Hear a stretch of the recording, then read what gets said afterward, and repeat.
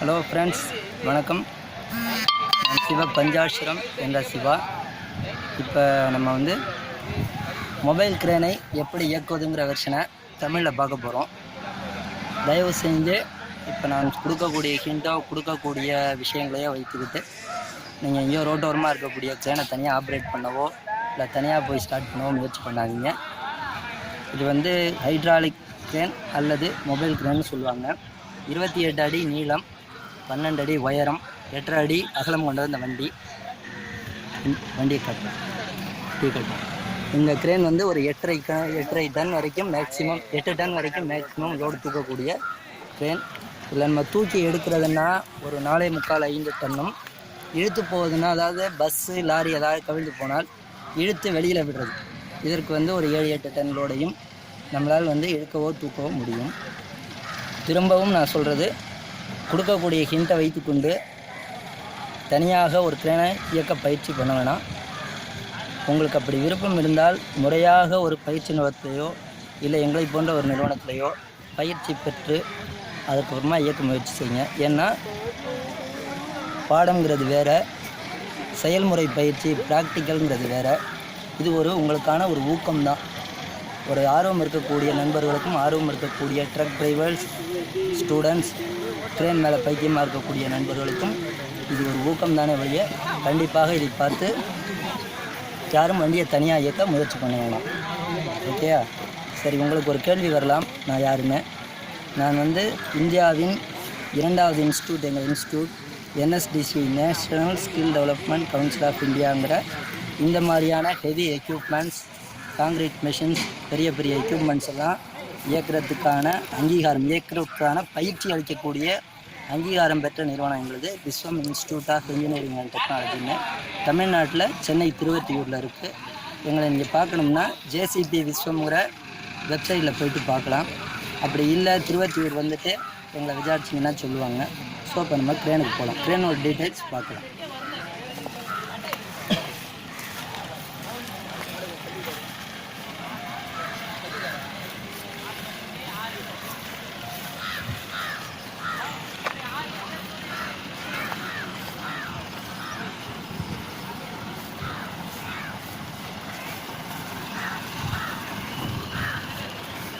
க்ரேனில் பார்த்தீங்கன்னா இது structure A, இது B ஃப்ரேம். இந்த B ஃப்ரேம்ங்கிறதுல தான் தூக்கக்கூடிய பூம், ஹூக்கு, விஞ்சி யூனிட்டுங்கிறது இது. இந்த விஞ்சி யூனிட் எல்லாம் பொருத்தப்பட்டிருக்கு. இந்த க்ரேனை பொறுத்த வரைக்கும் 2 பக்கம் முன்புறத்தில் 2 4 டயர்களும், பின்புறத்தில் பக்கத்திற்கு ஒன்றாக பெரிய டயர்கள் ஒவ்வொன்றும் பொருத்தப்பட்டுள்ளது. இதற்கான காரணம், நாம் வந்து சுமை லோடை தூக்கக்கூடியது முன்பகுதி. தூக்கும்போது ஃப்ரண்டில் ஒரு டயரோ ஒரு சிங்கிள் டயராக இருந்து வெடித்தால் டேமேஜுங்கிறதுக்காக 2 டயர் கொடுக்கப்பட்டிருக்கிறது. அதே போல் இந்த க்ரேனில் வந்து பிரேக் கனெக்ஷன், வண்டியை நிறுத்தக்கூடிய பிரேக் கனெக்ஷனும் முன்பக்க வீலுக்கு தான் கனெக்ஷன் கொடுத்துருக்காங்க. இந்த போர்ஷன் வந்து என்ஜின் போர்ஷன். இதுதான் வந்து பவர் பிளான்ட். இந்த க்ரேனுக்கான சக்தியை கொடுக்கக்கூடியது இதுதான். இதுலேருந்து இந்த ஹைட்ராலிக் லிஃப்டிங் மெக்கானிசம், ஹைட்ராலிக்னால் ஆயில் மூலம் இயங்கக்கூடிய மெக்கானிசம். இந்த ஹைட்ராலிக் லிஃப்ட் மெக்கானிசத்தை இயக்கக்கூடிய பகுதி இந்த ஹைட்ராலிக் பம்ப். இந்த ஹைட்ராலிக் பம்பானது நம்ம இன்ஜினை ஸ்டார்ட் பண்ணிவிட்டே சுற்ற ஆரம்பிச்சதுன்னா இந்த ஹைட்ராலிக் ஆயில் ஆகப்பட்டது பின்னாடி டேங்கில் இருக்குது. இந்த ஹைட்ராலிக் ஆயிலானது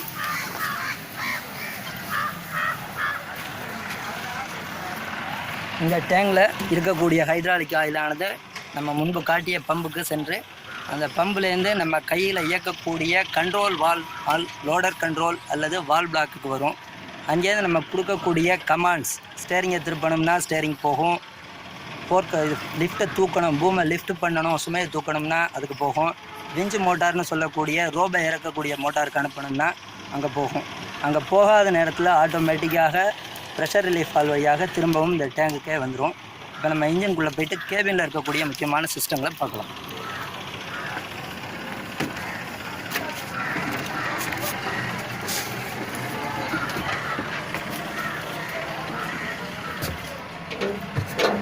இந்த கிரேன் வந்து அண்டர் மெயின்டெனன்ஸ். இப்போ மெயின்டெனன்ஸில் இருக்கிறதுனால இதில் ஒரு சில விஷயங்கள் இல்லை. ஃபஸ்ட்டு நம்ம ஆப்ரேட்டருடைய டிரைவ் இன்ஸ்ட்ருமெண்டல் பேனல்னால் இது வந்து ஏர் அசிஸ்டட் ஹைட்ராலிக் பிரேக், ஆயிலை கொண்டு காற்றின் உதவியால் இயங்கக்கூடிய பிரேக் சிஸ்டம் உள்ள வண்டி. அதனால் நம்ம அந்த வண்டியில் முதல்ல அறிந்து கொள்ள வேண்டிய விஷயம், என்ஜினை ஸ்டார்ட் பண்ணி ஏர் ப்ரெஷர் டேஞ்சர் லெவலுக்கு மேலே இருக்கிற மாதிரி, தட் இஸ் 6 kg/cm² அப்படிங்கிற லிமிட் வர வரைக்கும் நம்ம இன்ஜினை ஸ்டார்ட் பண்ணி ரைஸ் பண்ணி தான் வண்டியை நகர்த்தணும். அப்படி நகர்த்தாமல் கியரை என்கேஜ் பண்ணி வண்டியை மூவ் பண்ணோம்னா பிரேக் பிடிக்காது, விபத்துக்கான வாய்ப்புகள் அதிகம். இந்த இருக்கிறது ஏர் ப்ரெஷர் கேஜ். இதன் அருகில் இருக்கக்கூடியது battery charge meter, that is ammeter. இங்கே 2-3 எம்டி பிளேசஸ் தெரியுது. இதில் வரக்கூடியது ஒன்று ஹவர் மீட்டர், இன்னொன்று ஆயில் ப்ரெஷர் மீட்டர், இன்னொன்று வாட்டர் லெவல் இண்டிகேட்டர் வரும். அடுத்தது இங்கே உங்களுக்கு நீங்கள் பார்க்கக்கூடியது லோடர் கண்ட்ரோல் வால்வ் அல்லது வால்வ் பாக். இதில் பார்த்தீங்கன்னா 4 லிவர் இருக்குது உங்களுக்கு. இந்த லிவரோட பொசிஷன்ஸ் பார்த்தீங்கன்னா, ஃபஸ்ட்டு லிவர் ஸ்டேரிங் கண்ட்ரோல். இந்த ஸ்டேரிங் கண்ட்ரோலில் நீங்கள் லிவரை ஆப்ரேட்டரை நோக்கி, ஆப்ரேட்டர் உட்கார்ந்துருக்க திசையை நோக்கி உள்புறமாக இழுத்தால் உங்களுடைய க்ரேன் வந்து உங்களுடைய வலதுபுறம், தட் இஸ் ரைட் சைடு திரும்பும். இந்த லிவர் அப்படி ஆப்போசிட்டில் எதிர் திசையில், ஆப்ரேட்டருக்கு எதிர் திசையில் ப்ரெஸ் பண்ணிங்கன்னா வண்டியானது உங்களுடைய இடதுபுறம், தட் இஸ் லெஃப்ட் திரும்பும். இரண்டாவது லிவர் ஆகப்பட்டது பூம் என்று சொல்லக்கூடிய சுமையை தூக்கக்கூடிய மேஜர் பார்ட். அந்த பூமை மொத்தமாக மேலே தூக்கவோ அல்லது கீழே இறக்கவோ பயன்படக்கூடிய லிவர். மூன்றாவதாக இருக்கக்கூடிய லிவர் எக்ஸ்டென்ஷன் பூம். இந்த பூமை முன்புறம் நீட்டவோ, சுமைக்கு தகுந்தவாறு முன்புறம் நீட்டி வெளியில் தள்ளவோ அல்லது உள்ளே இழுப்பதற்கோ பயன்படக்கூடிய லிவர். நாலாவது லிவர் என்பது விஞ்சு ட்ரை, அதாவது ரோப், முன்னாடி கொக்கியில் தொங்கக்கூடிய ரோப்பை கீழே இறக்குவதற்கோ ஏற்றுவதற்கோ பயன்படக்கூடிய லிவர். இப்போது நாம் வண்டியை ஸ்டார்ட் செய்து பார்க்கலாம்.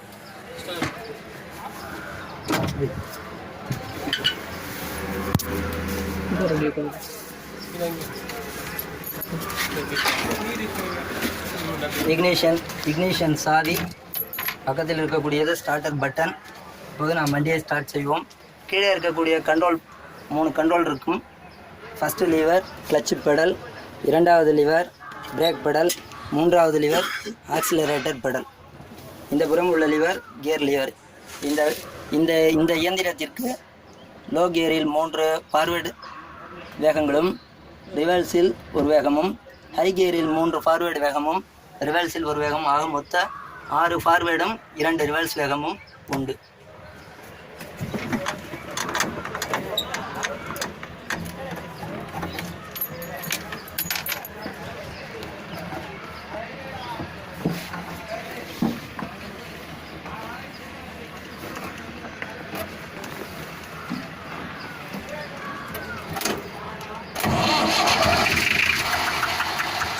வண்டி ஸ்டார்ட் ஆகிவிட்டது.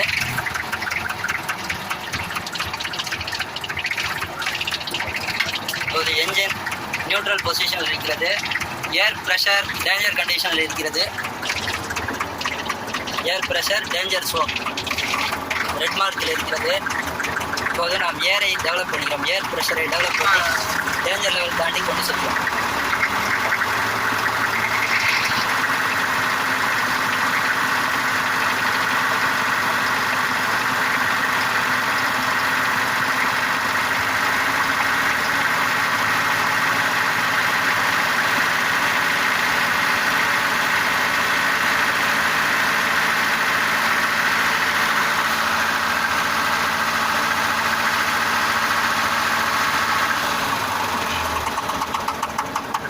ஏர் ப்ரெஷர் 6 kg/cm² என்ற ப்ரெஷர் சேஃப்டி ஜோன் வந்து அடைந்து விட்டது.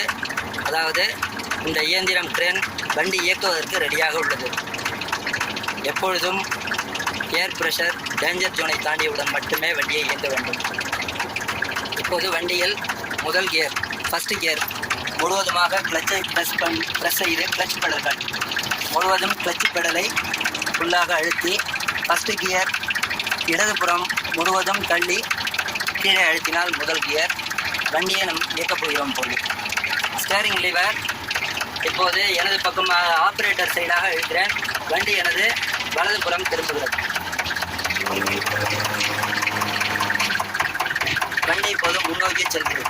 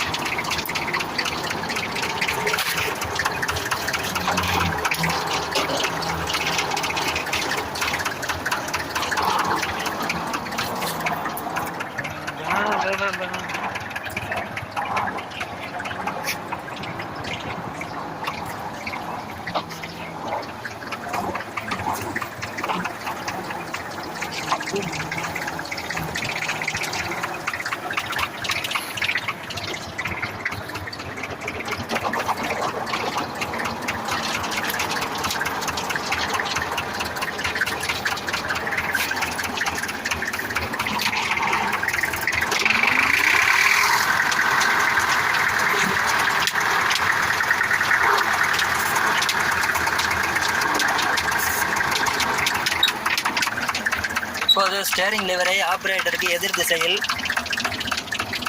இயக்குகிறேன். வண்டி இப்போது எனது இடதுபுறமாக லெஃப்ட் சைடு செல்கிறது.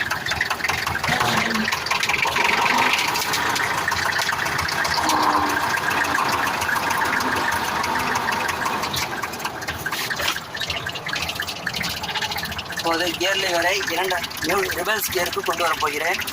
ஃபுல்லாக கிளச்சை மிதித்து அப்படியே கியர் லிவரை இடது பக்கம் இழுத்து மேலே தூக்கினால் வண்டி ரிவர்ஸில் செல்லும்.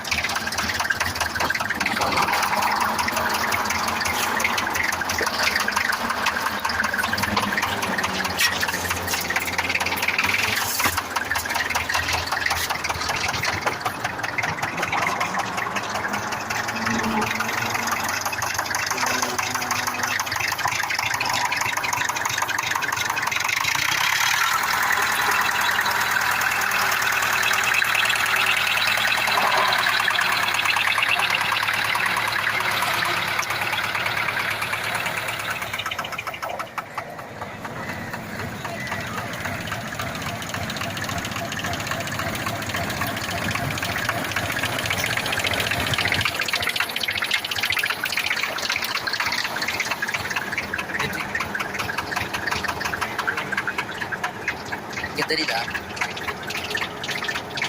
இப்போது நான் பூம் லிவரை இயக்குகிறேன்.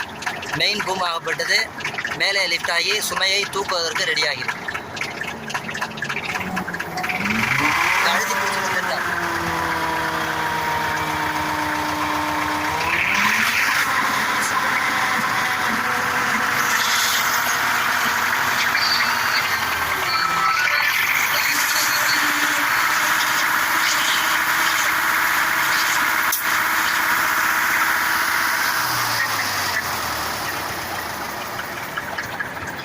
இப்போது லிவரை ஆப்போசிட்டில் இயக்குகிறேன்.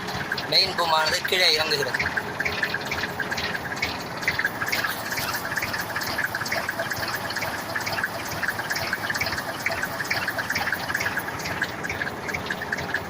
நான்காவது லிவரை இயக்கி ரோப் டிரைவை கீழே இறக்குகிறேன்.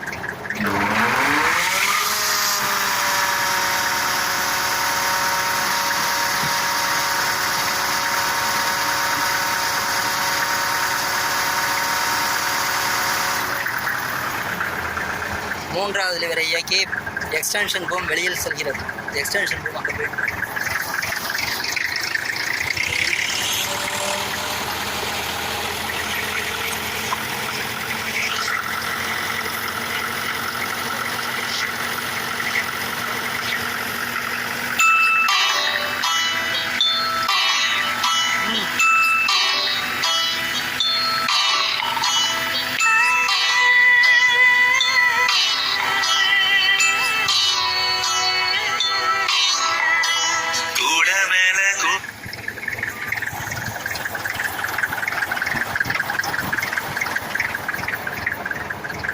மீண்டும் எக்ஸ்டென்ஷன் பூமை உள்ளே அடிக்கிறேன். பூம் உள்ளே வருகிறது.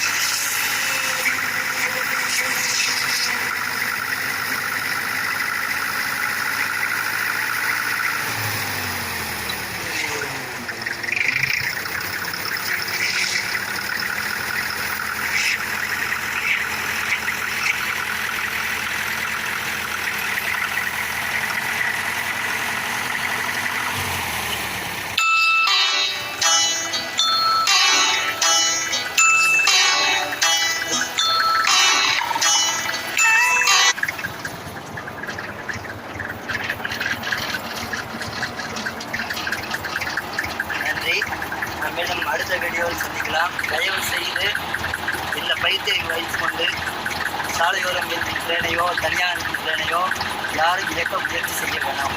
முறையான பயிற்சி மட்டுமே சரியான செயலாக்கத்தை கொடுக்கும். நன்றி, வணக்கம்.